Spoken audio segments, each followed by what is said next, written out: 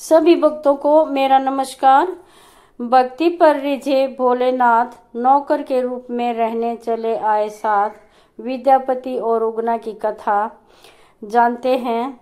अगर आप इस कथा को देख रहे हैं तो प्लीज़ पूरा देखें, क्योंकि ये भोलेनाथ की कथा है और कथा को बीच में छोड़ा नहीं जाता और आधा अधूरा ज्ञान भी जीवन में कभी काम नहीं आता। तो पूरे मन से और पूरी कथा को देखें और सुने कि क्या है विद्यापति और उगना की कथा। विद्यापति एक कवि होते हैं जो कविता को भोलेनाथ का प्रसाद बोलते हैं। कवि विद्यापति पक्के शिव भक्त थे। कहते थे जो भी कविताई है शिव जी का प्रसाद है।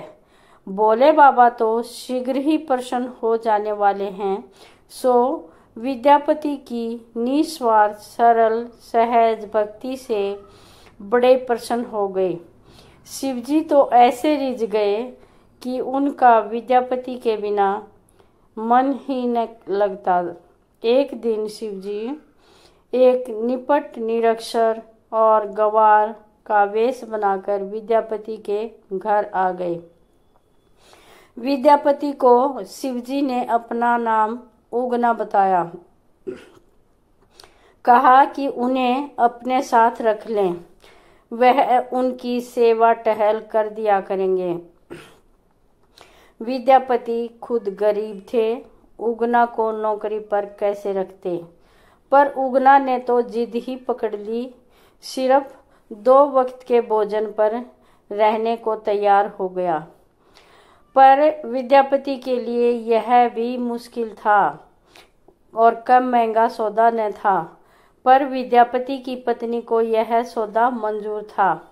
उन्हें लगता था कि उनके घर में नौकर रहेगा तो समाज में थोड़ी उनकी इज्जत बढ़ेगी और परिश्रम घटेगा, क्योंकि नौकर काम करेगा और नौकर मांग भी क्या रहा है, सिर्फ 2 वक्त का खाना।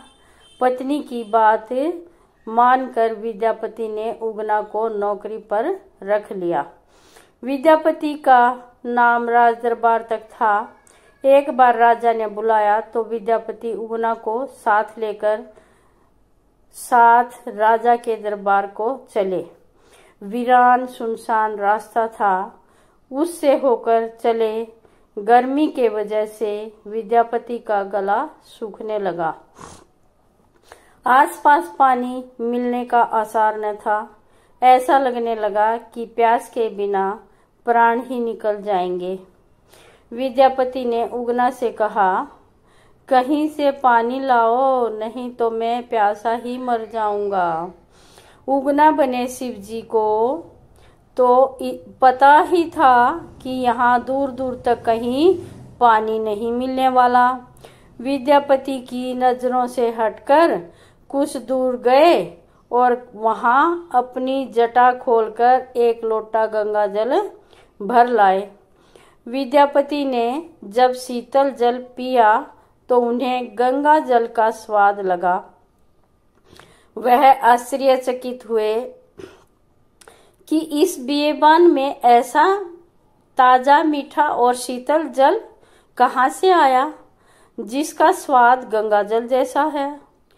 विद्यापति को उगना पर संदेह हो गया कि यह कोई सामान्य व्यक्ति नहीं बल्कि स्वयं भगवान शिव जी ही हैं।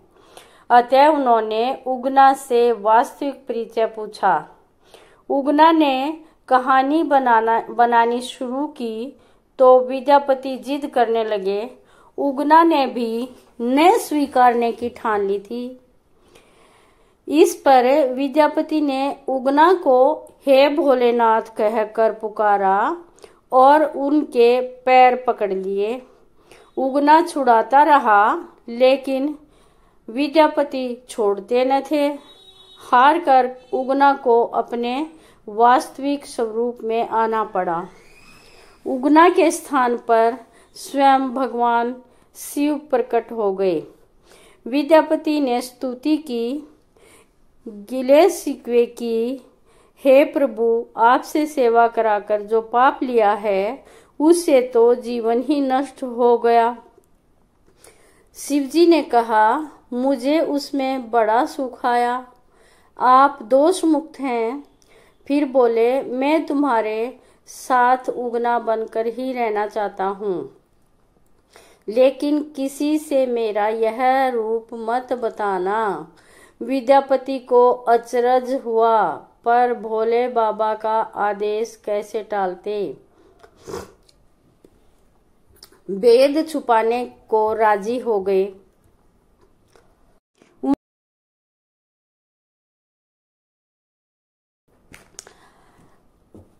उनको तो बिना मांगे संसार की सबसे अनमोल वरदान मिल चुका था। शिवजी सदैव साथ रहें, और क्या चाहिए। उगना और विद्यापति पहले की ही तरह रहने लगे।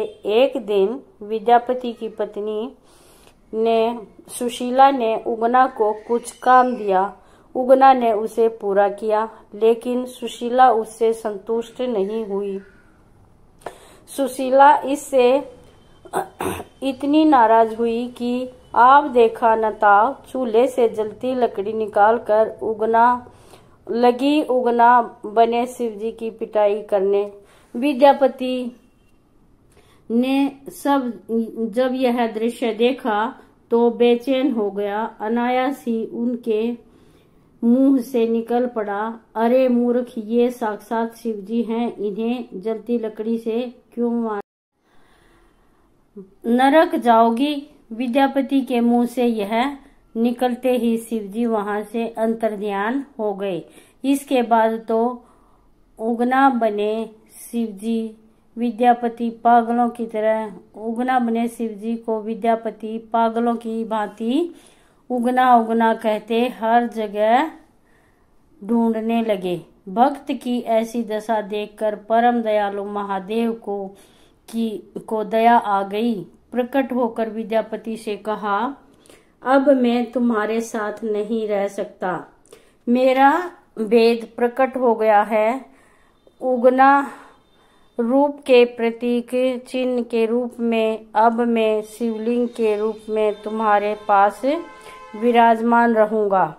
इतना कहकर शिवजी अपने लोक लौट गए और उस स्थान पर शिवलिंग प्रकट हो गया। उगना महादेव का प्रसिद्ध मंदिर वर्तमान में बिहार के मधुबनी भवानीपुर गांव में स्थित है। ये थी उगना और विद्यापति की कहानी। Thank you.